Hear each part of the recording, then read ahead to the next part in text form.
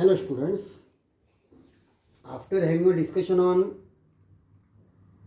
echo, reverberation and acoustics, in today's lecture let's have a discussion on numericals on speed of sound in air.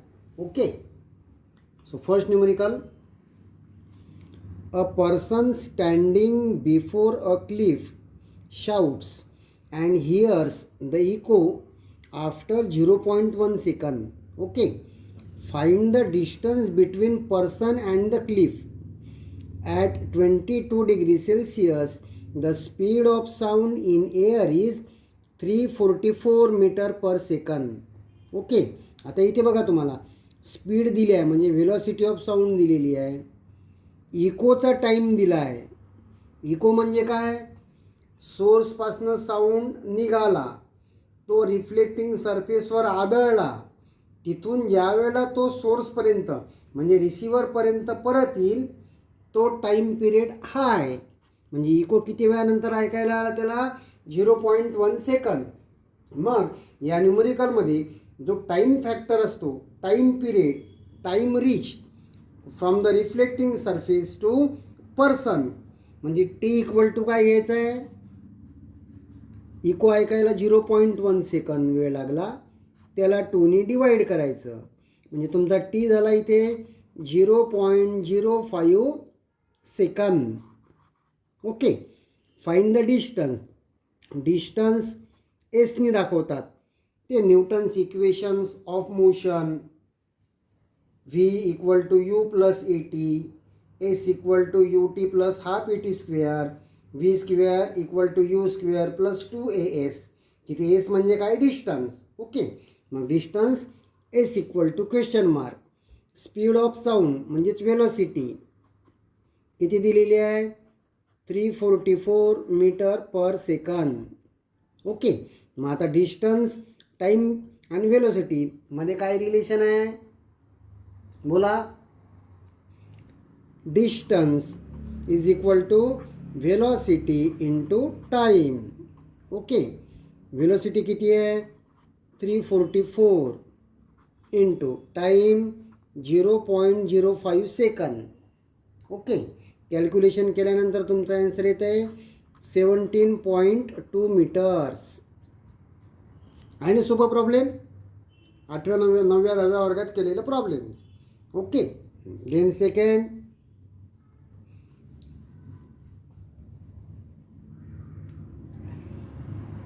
an observer hears a thunder 5 seconds after the flash of lightning. म्हणजे वीज चमकल्यानंतर गडगडाट किती वेळानंतर ऐकतोय तो? After 5 seconds. What is the distance of flash from observer if speed of sound in air is 330 metre per second.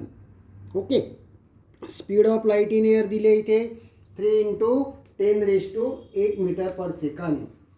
आणि numericals बघून data लिहा. इथे हिअर्स अ थंडर म्हणजे आवाज ऐकू येतोय म्हणजे टी दिलेला आहे, T equal to 5 second. Okay, what is the distance म्हणजे काय विचारलं आहे तुम्हाला? S equal to question mark of flash from observer if the speed of sound in air म्हणजे व्ही दिलेला आहे बघा 330 मीटर पर सेकंद. आणि आणखी दिला आहे speed of light in air, ती आपण दाखवतो सीनी.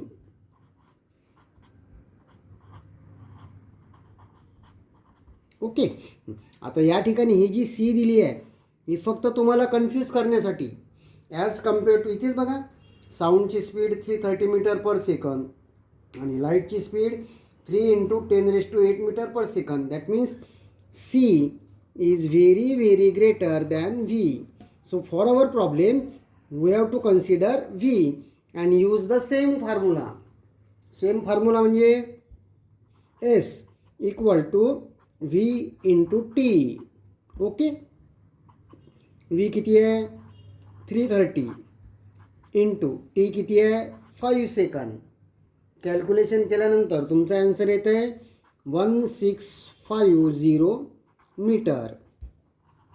S equal to 1650 meter. Okay. After that, third problem.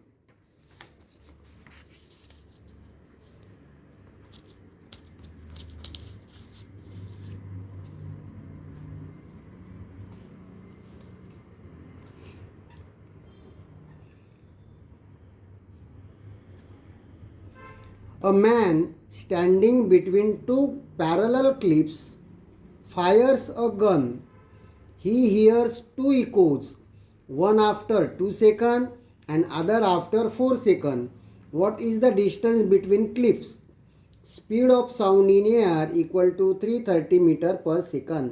Okay, आता क्लिप्स काढू आणि त्याच्यामध्ये पर्सन उभा आहे. ओके, मग त्यांनी गन फायर केली इकडे पण आणि इकडे पण. समजा या क्लिपपासनं त्याला इको ऐकायला आला आहे आफ्टर 2 सेकंद. आता इको मी मगाच्याच प्रॉब्लेममध्ये सांगितलं बघा, हे दोन क्लिफ आणि हा पर्सन गन फायर केल्यानंतर तो साऊंड इथपर्यंत पोचणार, मग इकडून परत येणार. ओके, म्हणजे आता त्याचे अर्ध घ्यायचं, म्हणजे T1 इक्वल टू पहिला इको आहे 2 सेकंद डिवायडेड बाय 2 म्हणजे 1 सेकंद. आता दुसऱ्या क्लिपपासनं तो किती वेळाने ऐकायला आला त्याला इको 4 सेकंद म्हणजे T2 equal to 4 divided by 2 equal to 2 second. Okay, मग आता पर्सन टू पहिल्या क्लिपचं डिस्टन्ससाठी समजा S1 equal to V into T1 right. V किती दिलेला आहे 330 इंटू T1 किती आहे 1 म्हणजे किती डिस्टन्स आहे 330 मीटर. समजलं. Person to first clip distance किती आहे 330 मीटर. आता पर्सन टू सेकंड क्लिप काढायचं आहे, मग काय लिहिणार S2 equal to V into T2. V परत 330 इंटू T2 किती आहे तुमचा 2 इक्वल टू काय येतं आहे 660 मीटर. आता तुम्हाला प्रॉब्लेममध्ये विचारलं काय distance between this two clips, मग काय S1 प्लस S2. मग S equal to S1 plus S2 equal to 330 upon 660 equal to 990 metre. म्हणजे दोन क्लिपमधला डिस्टन्स किती राहणार 990 metres. Clear. Okay. After that fourth problem.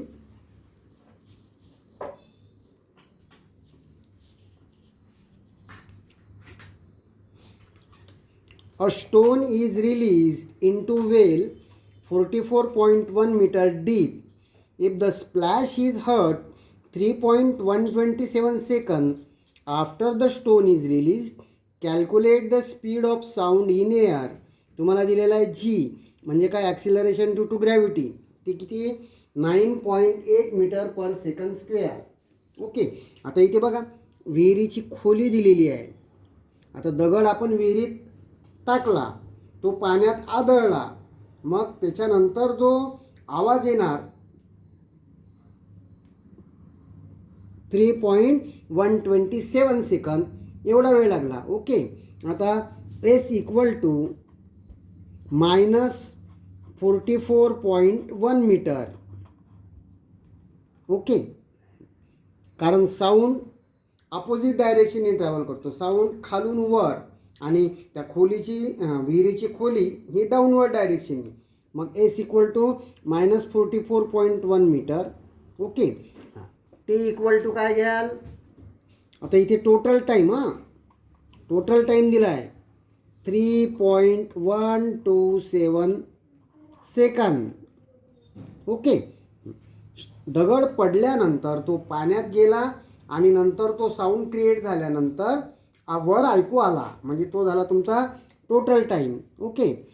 After the stone is release calculate the speed of sound in air म्हणजे V equal to विचारलं आहे तुम्हाला G 9.8 metre पर second square. म्हणजे इथे हा दिला आहे टोटल टाईम, म्हणजे आपल्याला दोन्ही टाईम काढावे लागतील. कुठले? दगड सोडल्यानंतर त्याला पाण्यापर्यंत पोहोचायला किती वेळ लागला, बरोबर. आणि त्याच्यासाठी न्यूटनच्या थर्ड इक्वेशन ऑफ मोशनची मदत घ्यायची आहे.